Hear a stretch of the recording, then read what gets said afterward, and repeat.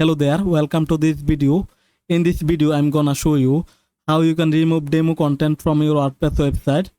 First, go to WordPress dashboard and then hover on the plugins and then click on add new plugins. Now go to the search plugins and here search for WP reset. Now this is the plugin we are going to install. Just click on install now. Activate.